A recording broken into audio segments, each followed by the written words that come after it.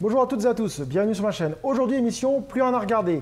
Comme d'hab, je vais vous parler d'un film peu connu ou inconnu mais qui vaut le détour. Et aujourd'hui on va parler d'un film, Young Blood. Young Blood est un film américain réalisé par Peter Markle sorti en 1986. Peter Markle a aussi réalisé de nombreux films et téléfilms, comme Pionnier malgré eux, Le Vol 93, mais il n'a pas fait de très grands films en tout cas. Alors niveau acteur dans ce film, nous retrouvons donc Rob Lowe dans le rôle de Dean Youngblood, Patrick Swayze dans le rôle de Derek Sutton, Keanu Reeves dans le rôle de Heather Lampelius, Cynthia Gibbs dans le rôle de Jesse Chadwinks, Ed Lauter dans le rôle de Murray Chadwick. Chacun de ces acteurs a joué dans pas mal de films, mais il serait trop long ici d'entrer dans les détails. Parlons de l'histoire de ce film, mais avant je vous mets la bande-annonce. Regardez. Je dois jouer dans les juniors ou alors je passerai jamais pro. J'ai pas vraiment envie de croupir à la ferme jusqu'à la fin de mes jours. Un film culte des années 80 à l'allure inimitable. Youngblood. Y'a personne qui pourra le virer, ce mec. Ah, il va trop vite. Sexy et agressif. T'aurais pu être toi! Il sait ce qu'il faut, lui, pour passer pro. Il en faut là. Et on n'abandonne jamais. Un pur moment de revival. L'action en plus. Vous voulez gagner? Éclatez-vous les tripes. Avec Patrick Swayze et Keanu Reeves.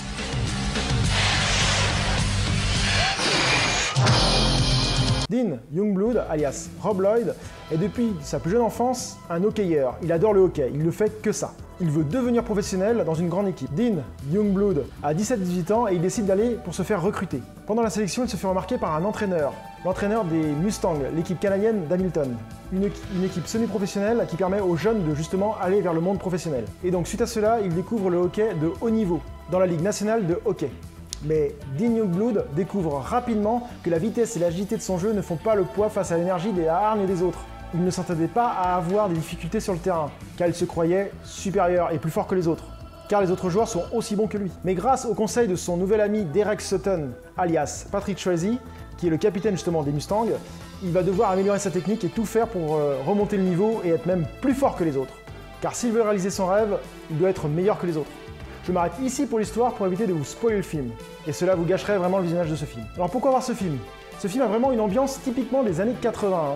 Ceux qui sont de la génération des trentenaires, je suis sûr que vous avez déjà entendu parler de ce film ou même vu ce film. Car à sa sortie, ce film avait quand même marqué toute une génération. Youngblood est un des films, si ce n'est le seul film sur le hockey qui est vraiment abouti. La qualité du jeu des acteurs permet à donner une vraie vie au personnage. On s'attache rapidement à Dean Youngblood, qui veut vivre sa passion et prouver à tout le monde qu'il est le plus fort, et surtout à sa famille. Cela nous donne envie de suivre ses aventures et de voir jusqu'où il est capable d'aller. Ce que j'ai trouvé sympa aussi avec ce film, ce sont les scènes pendant les matchs de hockey. Elles sont vraiment bien retranscrites. On a des scènes vraiment sympas et quelques moments assez fandards. Le tout rythmé par une musique des années 80, typiquement 80, ce qui donne un peu de dynamisme au film. Ce film est un bon film, il vaut le coup d'être vu, surtout si vous aimez le style années 90 et si vous aimez le hockey. Ce film est fait pour vous. Je vous dis à très bientôt sur ma chaîne, salut!